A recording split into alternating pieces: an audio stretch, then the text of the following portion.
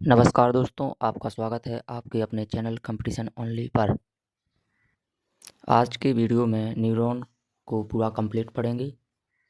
Neuron की संरचना, neuron की प्रकार, न्यूरॉन की कार्य और महत्वपूर्ण तथ्य सभी जानेंगे और पूरा टॉपिक कंप्लीट पढ़ेंगे और लास्ट में प्रीवियस क्वेश्चन करेंगे। तो वीडियो पूरा देखें, लास्ट में प्रीवियस क्वेश्चन करेंगे दोस्तों। चलिए दोस्तों शुरू करते हैं। तो पिछली वीडियो में तंत्र को पढ़ चुके हैं, उसकी डिस्क्रिप्शन में लिंक दे देंगे कि मस्तिष्क के भाग और मस्तिष्क के प्रकार ये सभी पढ़ चुके हैं। इसमें सिर्फ तंत्रिका यानी न्यूरॉन, सिर्फ तंत्रिका को जानेंगे, न्यूरॉन को। तो चलिए दोस्तों शुरू करते हैं। तो पिछली वीडियो में तंत्र यानी नर्वस सिस्टम के बारे में पढ़ चुके हैं। तो नर्वस सिस्टम में अपन ने नर्व सेल यानी न्यूरॉन सेल यानी न्यूरॉन तंत्रिका कोशिका नहीं पढ़ी थी, तो तंत्रिका कोशिका पढ़ रहे हैं इस वीडियो में। तो चलिए दोस्तों शुरू करते हैं।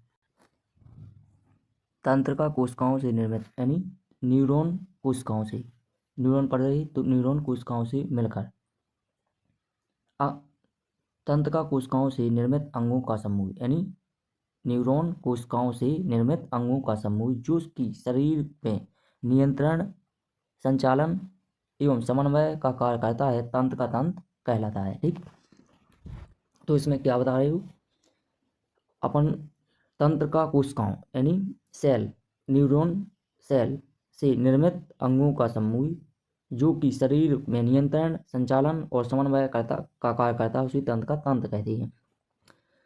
तो ये सिस्टम कैसा हो गया, जैसे ये सिस्टम हो गया अपना कोशिका की तरह। जैसे कोशिका से बना सेल से मिलकर क्या बना, टिश्यू यानी ऊतक, ऊतक से मिलकर क्या बना, अंग, अंग से मिलकर क्या बना, अंगतंत्र, अंगतंत्र से मिलकर क्या बना, जीवन। तो मानव या कोई भी जीव बन गया। जैसे कोशिका से मिलकर टिश्यू बन गई, बहुत बहुत सारे टिश्यू मिले तो अंग बन गया, जैसे कोई भी अंग हो गया। अब अंगों से मिलकर अंग तंत्र बन गया, जैसे पाचन तंत्र, श्वसन तंत्र, सभी। और अंग तंत्रों से मिलकर शरीर बन गया यानी जीव बन गया। तो ऐसे ही इसमें चल रहा, यहाँ पर न्यूरॉन बना, न्यूरॉन से मिलकर बहुत सारे न्यूरॉन से मिलकर न्यूरॉन ऊतक बन गई, और न्यूरॉन ऊतकों से मिलकर न्यूरॉन अंग बन गई, और न्यूरॉन अंगों से मिलकर क्या बन गया, न्यूरॉनों का अंग तंत्र। तो न्यूरॉन का अंग तंत्र क्या कहलाएगा, तंत्र का तंत्र। तो नीचे लास्ट में क्या बन गया यहाँ पर, तंत्र का तंत्र। ठीक, तंत्र का तंत्र बनेगा नीचे। तो मनुष्य शरीर में कोशिकाएं शरीर के लगभग हर भाग को मस्तिष्क व मेरुरज्जु से जोड़कर उनमें आपसी संपर्क रखती हैं। तो मनुष्य शरीर में तंत्रिकाएं यानी न्यूरॉन, मनुष्य शरीर में तंत्रिकाएं का मतलब है न्यूरॉन। न्यूरॉन शरीर के लगभग हर भाग में मस्तिष्क यानी ब्रेन व मेरुरज्जु यानी स्पाइनल कॉर्ड से जोड़कर उनमें आपसी संपर्क रखती हैं। तो नर्वस सिस्टम में शामिल कौन कौन है, ब्रेन और स्पाइनल कॉर्ड यानी मेरुरज्जु और नर्व्स यानी न्यूरॉन। तो ये सभी शामिल हैं। इसमें ब्रेन पढ़ चुके हैं अपन पिछली वीडियो में तंत्र का तंत्र में, और स्पाइनल कॉर्ड मेरुरज्जु को पढ़ चुके हैं। अब न्यूरॉन को पढ़ना है। तो आगे बढ़ते हैं दोस्तों। इस वीडियो में सिर्फ न्यूरॉन नहीं पढ़ा, तो न्यूरॉन पढ़ेंगे यानी neuron nerve system, neuron cell. तो न्यूरॉन को क्या बोलते हैं, तंत्र का कोशिका। तो थोड़ा इसके बारे में जान लेते हैं। तंत्र का कोशिका, न्यूरॉन को क्या बोलते हैं, तंत्र का कोशिका हिंदी में। तो न्यूरॉन की तंत्र का तंत्र की इकाई कहा जाता है। तो न्यूरॉन को ही तंत्र का तंत्र की इकाई कहा जाता है। अब जो आपको दिखाई दे रहा डायग्राम में तंत्र का तंत्र यानी न्यूरॉन, तो ये न्यूरॉन आपको डायग्राम में दिखाई दे रहा। तो इसके भाग कौन कौन से हैं, साइटोन यानी कोशिका काय, एक्सोन, डेंड्रोन और डेंड्राइट्स, इन सभी को आगे पढ़ेंगे। तो इसके बारे में थोड़ी जानकारी, महत्वपूर्ण बिंदु जान लेते हैं। न्यूरॉन यानी तंत्र का कोशिका। ठीक, तो न्यूरॉन तंत्र का तंत्र की संरचनात्मक एवं कार्यात्मक इकाई होती है। न्यूरॉन, दो न्यूरॉनों के जुड़ने का स्थान क्या कहलाता है, साइनेप्स कहलाता है, यानी हिंदी में बोलें तो युग्मनुबंध। जब दो न्यूरॉन के मध्य दूरी होती है तब एक न्यूरॉन से दूसरे न्यूरॉन तक सूचनाओं का संचारण न्यूरोट्रांसमीटर कहलाता है, यानी न्यूरोट्रांसमीटर द्वारा एक से दूसरे के पास सूचना जाती है। तंत्रिका कोशिका यानी न्यूरॉन की डेंड्राइट्स यानी उद्दीपन या संवेदनाओं को ग्रहण करते हैं। न्यूरॉन का लंबा भाग एक्सॉन कहलाता है। तो इनको आगे जानते हैं एक एक करके। तो इसमें अपन को जानना है तंत्रिका कोशिका यानी न्यूरॉन को। तो आगे बढ़ते हैं दोस्तों। और न्यूरॉन का कार्य क्या है? सूचनाओं को एक स्थान से दूसरे स्थान मतलब पूरे ब्रेन से शरीर के अंगों तक और अंगों से ब्रेन तक सूचनाओं को भेजना ले जाना एक न्यूरॉन का कार्य है। तो न्यूरॉन एक न्यूरॉन जिसे तंत्रिका कोशिका के रूप में भी जाना जाता है। तो न्यूरॉन को क्या तंत्रिका कोशिका यानी नर्व सेल के रूप में भी जाना जाता है। तंत्रिका तंत्र की मूलभूत इकाई और पूरे शरीर में सूचना प्रसारित करने में महत्वपूर्ण भूमिका निभाती है। तो पूरे शरीर में सूचना प्रसारित करने में महत्वपूर्ण भूमिका कौन निभाता है? न्यूरॉन यानी तंत्रिका तंत्र नहीं, तंत्रिका कोशिका। तो बहुत सारी तंत्रिका कोशिकाओं से मिलकर क्या बनता है? न्यूरॉन यानी इन्हीं से मिलकर ब्रेन बन जाता है।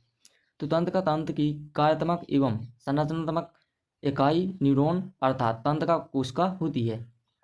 तो तंत्रिका तंत्र की कार्यात्मक एवं संरचनात्मक यानी फंडामेंटल, फंक्शनल एंड स्ट्रक्चरल इकाई न्यूरॉन होती है, तंत्रिका कोशिका होती है। ठीक, हमारे शरीर में लगभग 100 अरब से ज़्यादा न्यूरॉन होते हैं। तो अपने शरीर में कितने न्यूरॉन होते हैं? 100 अरब से ज़्यादा न्यूरॉन होती हैं यानी कोशिका, तंत्रिका कोशिका होती हैं। न्यूरॉन शरीर में पाई जाने वाली सबसे लंबी कोशिका है। तो कोशिका वाले चैप्टर में बताया था आपको कि सबसे लंबी कोशिका कौन होती है? न्यूरॉन। और सबसे छोटी कोशिका कौन होती है? तो आपको बताया था पीपीएलओ। तो न्यूरॉन शरीर में पाई जाने वाली सबसे लंबी कोशिका होती है और इसमें सबसे कम पुनः निर्माण की क्षमता पाई जाती है, अर्थात इसमें कोशिका विभाजन नहीं होता। तो न्यूरॉन है तो ब्रेन में जैसे हेलमेट लगाते हैं, तो हेलमेट इसलिए लगाते हैं क्योंकि अगर माइंड में कोई चोट आ जाए, न्यूरॉन में कोई चोट आ जाए तो उसका सेल डिवीज़न नहीं होता है, वो ठीक नहीं हो सकती है क्योंकि उसमें कोशिका विभाजन नहीं होता है। तो वो आपका ठीक नहीं होगा न्यूरॉन यानी ब्रेन। तो इसलिए ब्रेन पर चोट लगने से मृत्यु जल्दी हो जाती है क्योंकि वह कोशिका विभाजन नहीं होता न्यूरॉन का, तो इसलिए वह ठीक नहीं हो पाता। तो उससे मृत्यु होने की संभावना ज़्यादा होती है। इसलिए सभी हेलमेट लगाने के लिए, पुलिस हेलमेट लगाने के लिए कहती है और गवर्नमेंट, क्योंकि ब्रेन में चोट पड़ने पर उसका ठीक होना असंभव है क्योंकि न्यूरॉन में कोशिका विभाजन नहीं होता है और होता भी है तो बहुत कम। तो आगे बढ़ते हैं दोस्तों, आगे समझते हैं। तो ये है अपना न्यूरॉन। न्यूरॉन की संरचना कैसी होती है? तो कोशिका न्यूरॉन सेल्स का स्ट्रक्चर है ये। तो इसमें डेंड्राइट, ये वाला भाग क्या है अपना? ऑक्सोन टर्मिनल। तो इन सभी को जानेंगे अभी। नोड ऑफ रेनवाइवर और myelin, sheath, axon, cell body, nucleus, dendrite.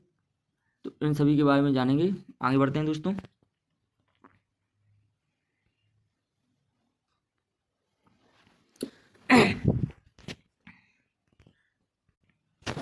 तो ये वाला भाग अपना क्या कहलाता है? Cell body. ये पूरा भाग मिलकर क्या कहलाता है? Cell body. हिंदी में कोशिका काय कहलाता है। न्यूरॉन की संरचना को जान रहे तो ये वाला भाग अपना सेल बॉडी कहलाता है यानी कोशिका काय। और कोशिका काय के अंदर ही न्यूक्लियस होता है, यहाँ न्यूक्लियस होता है और इसके लास्ट में एक डेंड्राइट पाई जाती है।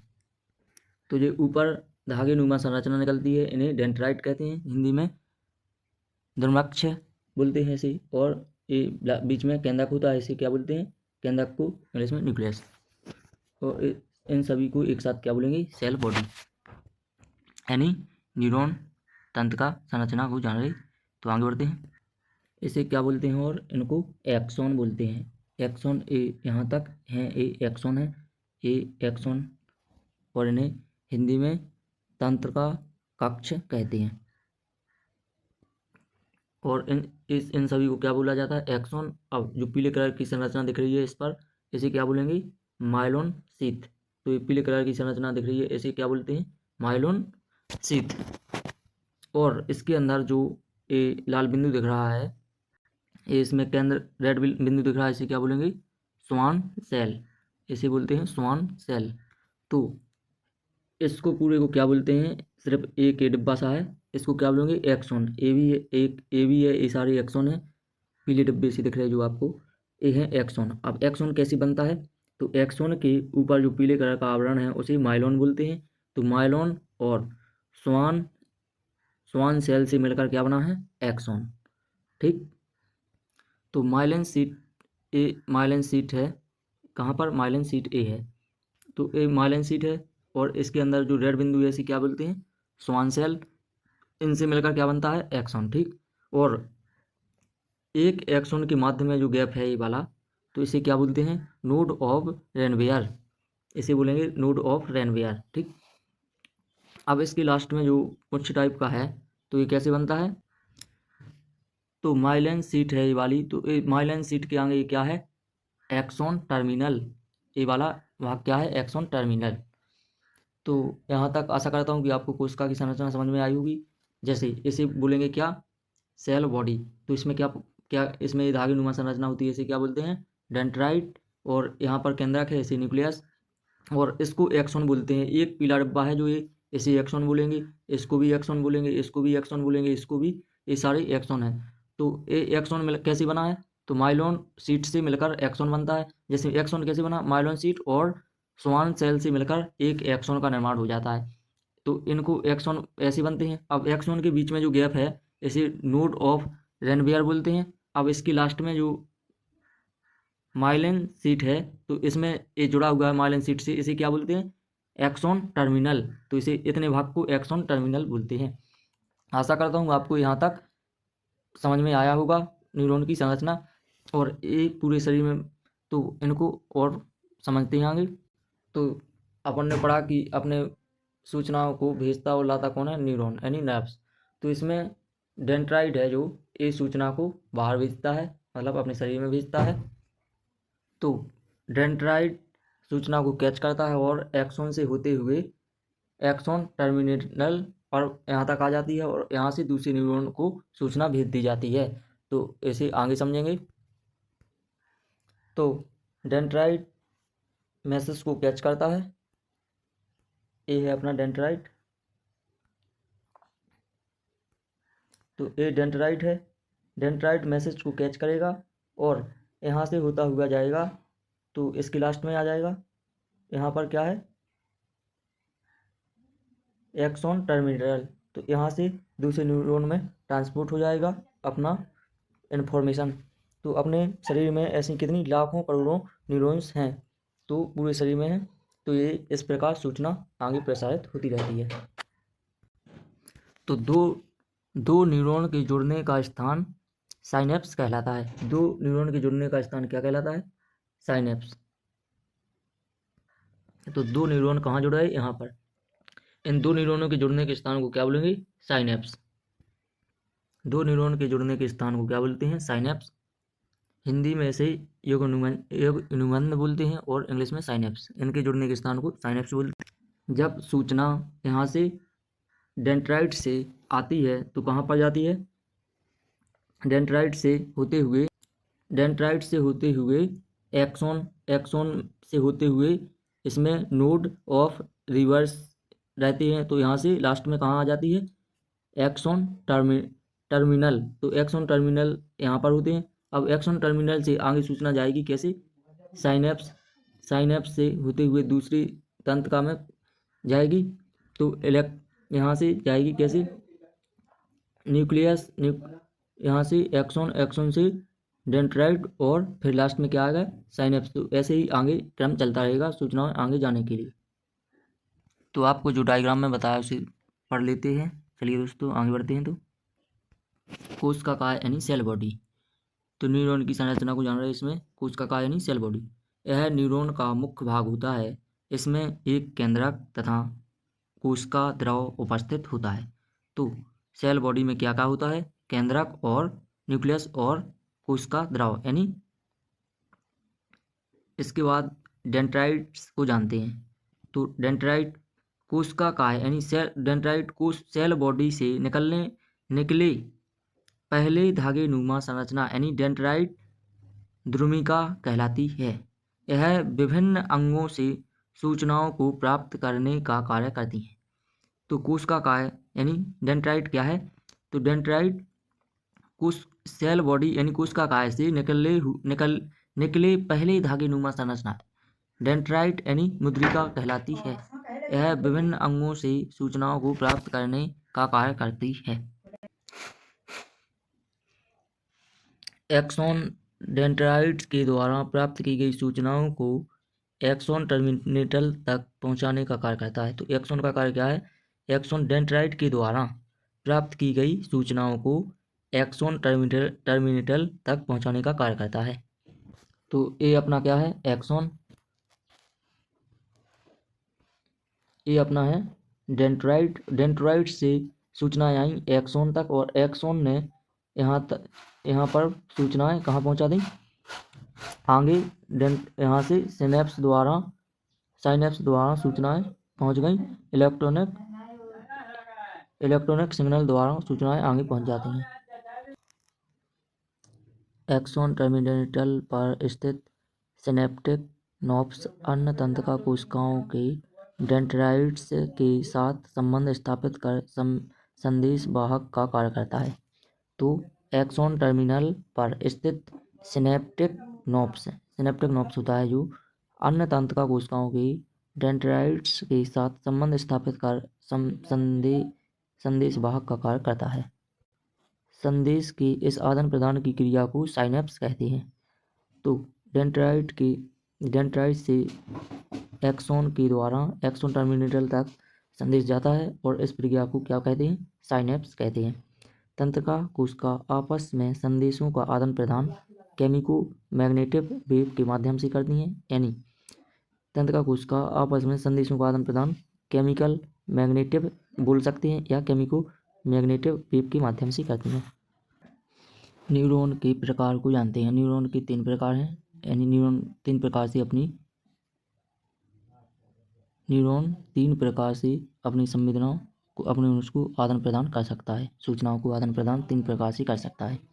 न्यूरॉन 3 प्रकार से सूचनाओं को आदान प्रदान कर सकता है। पहला क्या है, संवेदी तंत्रिका कोशिकाएं यानी संवेदन के द्वारा यानी सेंसरी न्यूरॉन। दूसरा है चालक तंत्रिका कोशिकाएं यानी मोटर न्यूरॉन। और तीसरा है माध्यस्थ तंत्रिका कोशिकाएं यानी इंटर न्यूरॉन कंडक्टर न्यूरॉन।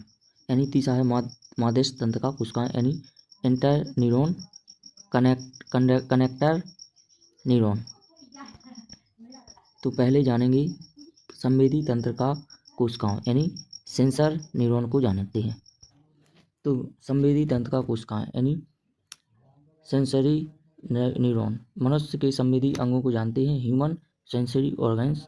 तो संवेदी अंग कौन होते हैं, तो संवेदी अंग जैसे कान, आँख से देखा, कान से सुना, नाक से सूंघने की, जीभ से स्वाद की और त्वचा से छूना महसूस करना।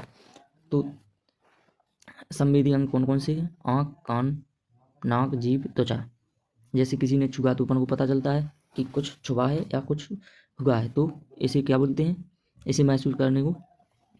तो जैसे कांटा लगा या किसी ने छुआ तो ये पता लगता है, जीभ यानी स्वाद बताती है या कड़वा मीठा, नाक से सूंघने का, कान से सुनने का और आँख से देखने का, ये मनुष्य में संवेदी अंग हैं। ठीक, अब संवेदी अंगों के बाद आगे बढ़ते हैं। तो संवेदी अंगों को डिटेल में जानते हैं। ऐसी तंत्रिका कोशिकाएं जो संवेदी अंगों से मस्तिष्क तक सूचनाओं को लेकर आती हैं उन्हें क्या बोलते हैं, संवेदी अंग। संवेदी अंग कौन कौन से हैं, आँख, कान, नाक, त्वचा, जीभ। तो ऐसी तंत्रिका कोशिकाएं जो संवेदी अंगों से मस्तिष्क तक सूचना लेकर आती हैं उन्हें संवेदी तंत्रिका कोशिकाएं कहते हैं। तो संवेदी जैसे अपन को आँख, कान, नाक, त्वचा, जीभ द्वारा जो भी सूचनाएं मिलती हैं वो ब्रेन मस्तिष्क में जाती हैं, इन्हें संवेदी तंत्रिका कोशिकाएं कहते हैं। अब दूसरा है चलन तंत्रिका कोशिकाएं यानी मोटर न्यूरॉन। ऐसी तंत्रिका कोशिकाएं जो मस्तिष्क से अंगों तक सूचनाओं को लेकर आती हैं उन्हें क्या बोलते हैं? चलन तंत्र का कोशिकाएं। ऐसी तंत्र का कोशिकाएं जो मस्तिष्क से अंगों तक सूचना लेकर जाती हैं उसे मोटर न्यूरॉन कहते हैं। तो इसमें मेन बात क्या है? इसमें मेन बात यह है कि जैसे मस्तिष्क से सूचना कहाँ गई? शरीर के अंगों में, तो इसे क्या बोलेंगे? मोटर न्यूरॉन यानी चलन तंत्र का कोशिकाएं बोलेंगे। और अगर इस शरीर से त्वचा यानी जीभ, नाक, कान इनसे सूचना ब्रेन में गई तो इसे क्या बोलती थी? संवेदी तंत्र का कोशिकाएं। और इसमें चलन में क्या है? मस्तिष्क से शरीर में सूचना गई जो, तो उसे बोलेंगे चलन तंत्र का कोशिकाएं। यानी अब मादस तंत्र का कोशिकाओं को जानते हैं। इंटर न्यूरॉन, कनेक्टर न्यूरॉन, इसे जानते हैं। ठीक, ऐसी तंत्र का कोशिकाएं जो चालक तथा संवेदी तंत्र का कोशिकाओं के मध्य संकेतों का आदान प्रदान करती हैं। ऐसी तंत्र का कोशिकाएं जो चालक तथा संवेदी तंत्र का कोशिकाओं के मध्य संकेतों का आदान प्रदान करती हैं उन्हें मादस तंत्र का कोशिका कहते हैं। इन्हें मिश्रित कोशिका भी कहते हैं क्योंकि ये संवेदी तथा चालक दोनों प्रकार की तंत्र का कोशिकाओं का कार्य करती हैं। तो मादस्थ में क्या होता है? जैसे शरीर के अंगों जैसे त्वचा, जीभ इनसे ब्रेन में सूचना गई और ब्रेन से शरीर में आई तो इसे क्या बोलेंगे? मादस तंत्र का कोशिका। दोनों कार्य करें जो उन्हें मादस तंत्र का कोशिका कहेंगे। तो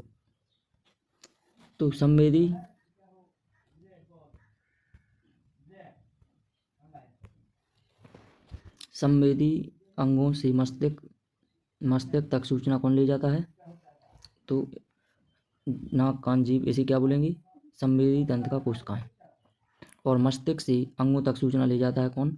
मोटर न्यूरॉन यानी चलन तंत्र का कोशिकाएं। अब इन दोनों कार्यों को जो करे, जैसे इससे सूचना इसमें जाए व इससे सूचना इसमें आए तो इसे बोलेंगे मादस तंत्र का कोशिका। तो यहाँ थ्योरी सेक्शन कंप्लीट हुआ। अब दोस्तों प्रीवियस क्वेश्चन लगाते हैं। तो इसका प्रथम क्वेश्चन कौन सा है? अपना प्रथम क्वेश्चन है इसका कि, तो पहला क्वेश्चन है निम्नलिखित में से कौन तंत्र की बुनियादी संरचनात्मक और कार्यात्मक इकाई है? तो इसका सही उत्तर है न्यूरॉन, नेफ्रॉन, प्रमस्तिष्क, अनुमस्तिष्क। तो इसका सही उत्तर है न्यूरॉन। माइलिन आवरण किससे प्राप्त होता है? तो माइलिन आवरण किससे प्राप्त होता है? तो माइलिन आवरण किससे प्राप्त होता है? माइलिन आवरण श्वान कोशिकाओं का बना होता है।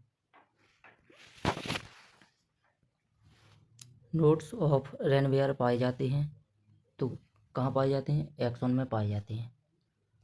इनमें से कौन सी संरचना न्यूरॉन का हिस्सा नहीं है? तो सेल बॉडी ये न्यूरॉन का हिस्सा है, एक्सॉन भी न्यूरॉन का हिस्सा है, डेंड्राइट भी न्यूरॉन का हिस्सा है, पर ग्लोमेरुलस न्यूरॉन का हिस्सा नहीं है, ये ब्रेन का हिस्सा है। न्यूरॉन मानव शरीर की किस प्रणाली का हिस्सा है? तो संचालन प्रणाली, उत्सर्जन प्रणाली, प्रजनन प्रणाली। तो इसका सही उत्तर है ऑप्शन नंबर डी, तंत्र का हिस्सा है। न्यूरॉन मानव शरीर की किस प्रणाली का? तंत्र का हिस्सा है। दो न्यूरॉन के बीच के अंतराल को क्या कहते हैं? तो इसे बोलते हैं सिनेप्स। दो न्यूरॉन के बीच के अंतराल को सिनेप्स बोलते हैं, सूचना आदान प्रदान करने।